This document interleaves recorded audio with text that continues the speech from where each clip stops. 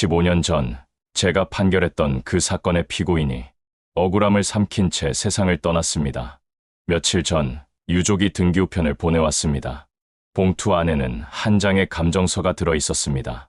계약서 위조 가능성 87%, 감정 비용은 2천만 원, 남편의 사망보험금으로 마련했다고 적혀 있었습니다.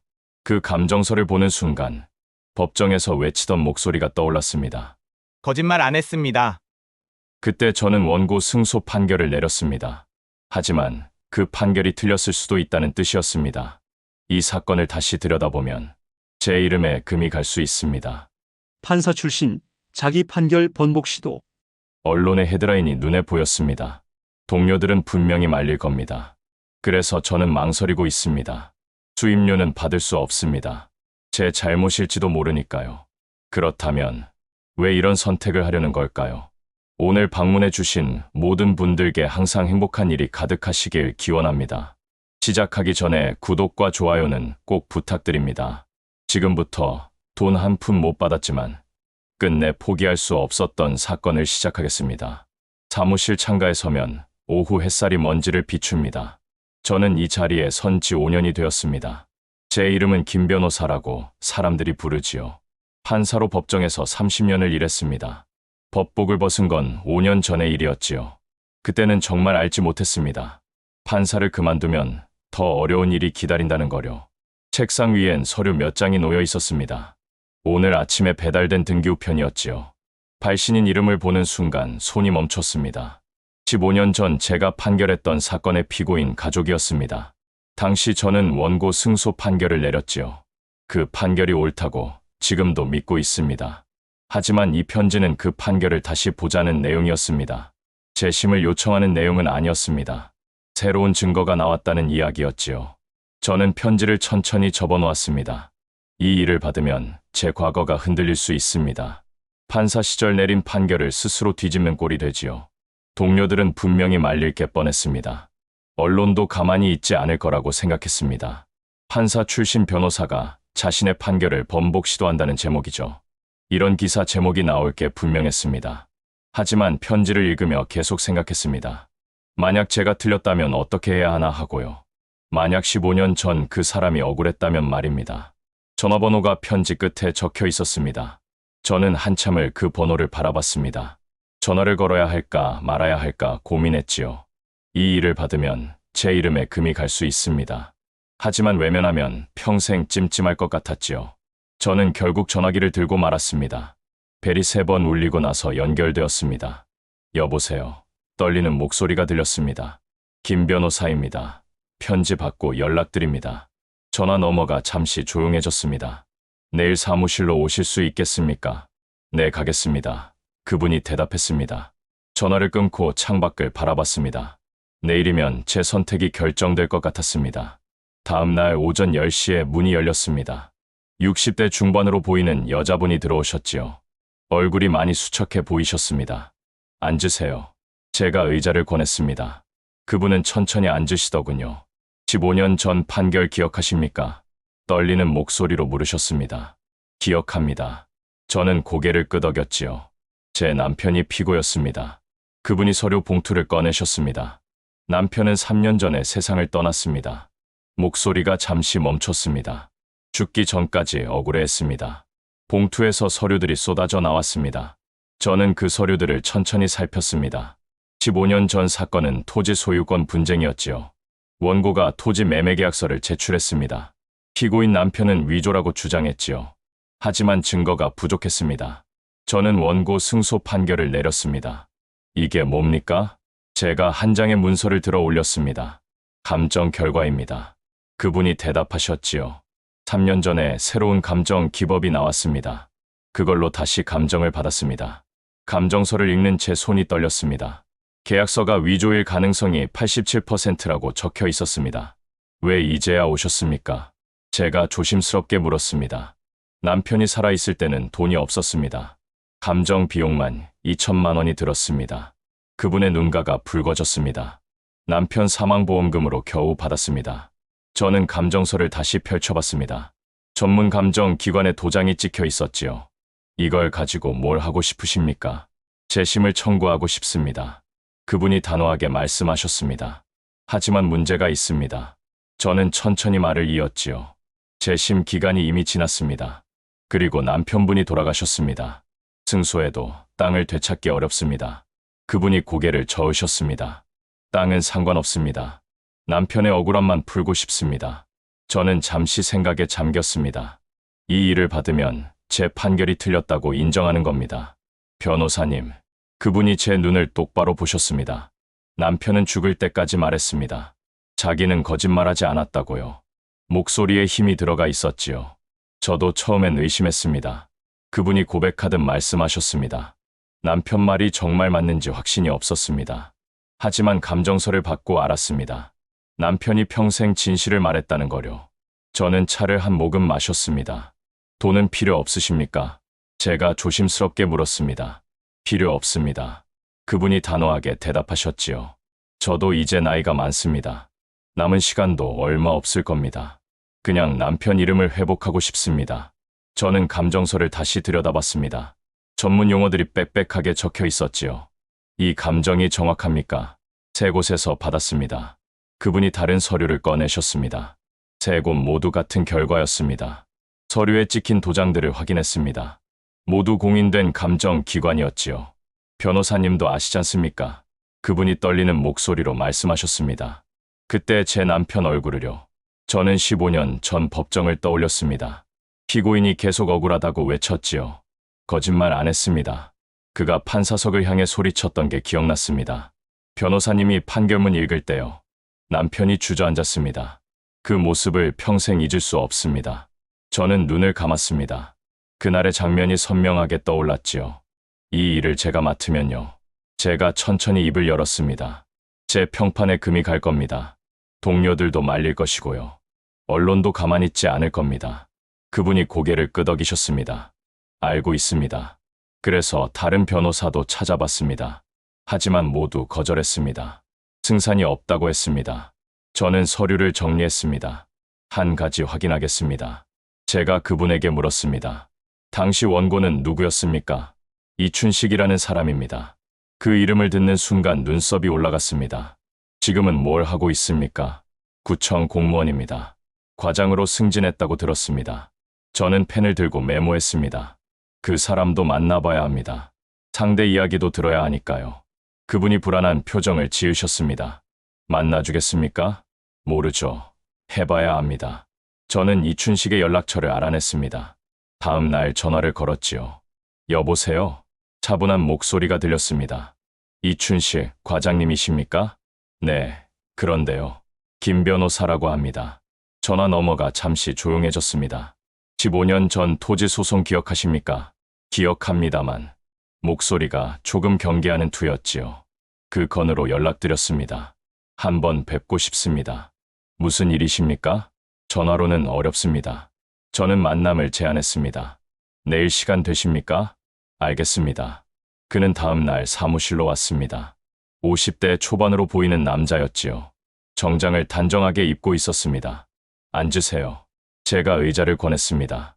무슨 일로 부르셨습니까? 그가 조심스럽게 물었습니다. 15년 전 계약서 말입니다. 저는 감정서를 꺼내 보여줬습니다. 이게 뭡니까? 그가 서류를 받아들었습니다. 읽는 그의 얼굴이 굳어졌지요. 위조라는 감정 결과입니다. 제 말에 그가 고개를 들었습니다. 말도 안 됩니다. 그의 목소리가 높아졌습니다.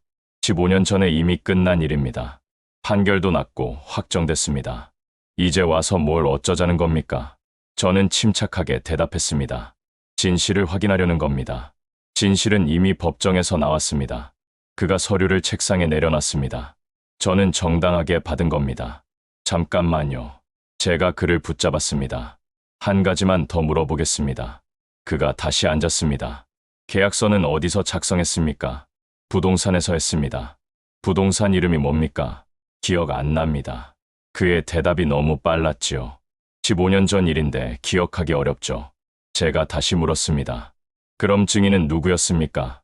부동산 직원이었습니다. 이름은요? 그것도 기억 안 납니다. 저는 15년 전 판결문을 펼쳤습니다. 증인 이름이 적혀 있었지요. 박성호라는 사람입니다. 아, 맞습니다. 그가 고개를 끄덕였습니다.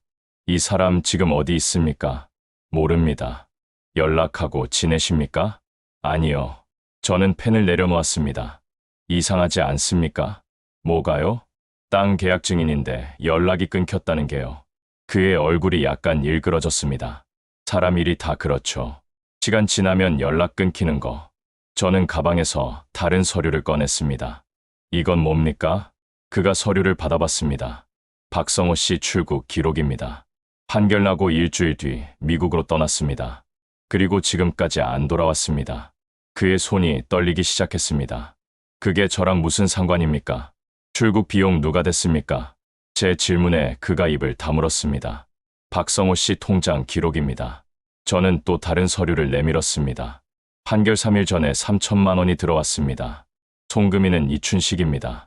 그의 얼굴이 하얗게 변했지요. 그건 설명해 보십시오. 저는 팔짱을 끼고 기다렸습니다.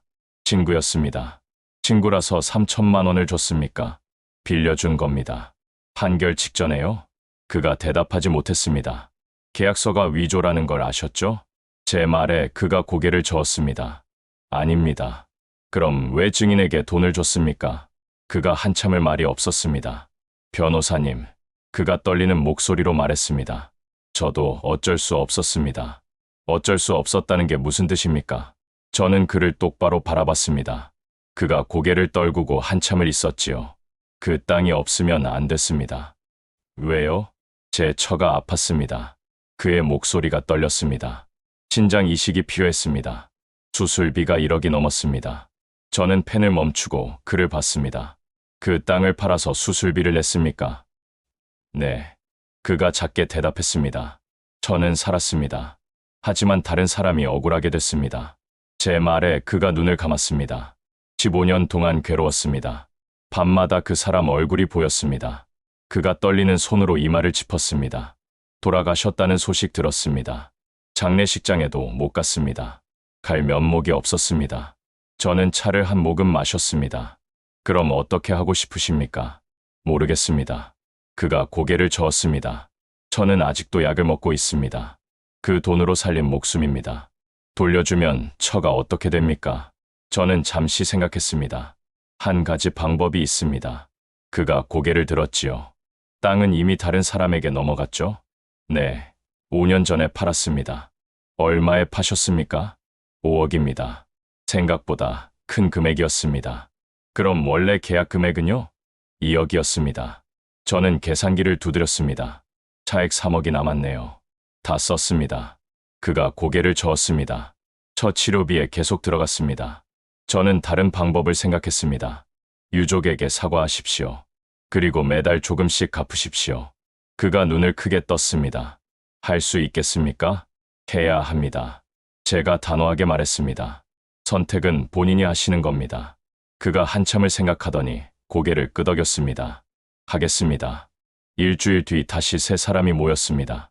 유족과 이춘식이 마주 앉았지요. 처음엔 아무도 입을 열지 않았습니다. 이춘식이 먼저 일어났습니다. 그리고 깊게 절을 했지요. 죄송합니다. 목소리가 떨리고 있었습니다. 남편분께 용서를 빌겠습니다. 유족이 눈물을 닦으셨습니다. 15년을 기다렸습니다. 이 말 한마디를요. 이춘식이 고개를 들지 못했습니다. 제가 계약서를 위조했습니다. 박성호에게 돈을 줘서 증언하게 했습니다. 모든 게 제 잘못입니다. 저는 두 사람을 조용히 지켜봤습니다. 땅값을 돌려드리고 싶습니다. 이춘식이 봉투를 꺼냈습니다. 하지만 지금은 이것밖에 없습니다. 봉투 안에 1,000만 원이 들어 있었지요. 나머지는 매달 100만 원씩 갚겠습니다. 유족이 봉투를 바라보셨습니다. 돈은 필요 없습니다. 그분이 고개를 저으셨습니다. 남편 명예만 회복되면 됩니다. 제가 끼어들었습니다. 그래도 받으십시오. 이분의 마음입니다.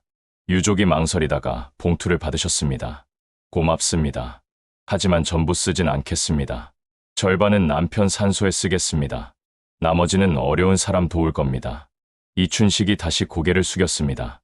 감사합니다. 너무 감사합니다. 저는 서류를 꺼냈습니다. 합의서를 작성하겠습니다. 재판은 하지 않기로 합니다. 대신 이 사실을 공증하겠습니다. 두 사람이 고개를 끄덕였지요. 남편분 명예는 회복됩니다. 공증 문서가 증거입니다. 유족의 눈에서 눈물이 흘렀습니다. 15년 만입니다. 15년 만에 남편이 떳떳해집니다. 이춘식도 눈시울이 붉어졌습니다. 제 처도 알아야 합니다. 숨기고 살 순 없습니다. 저는 합의서에 날인을 받았습니다.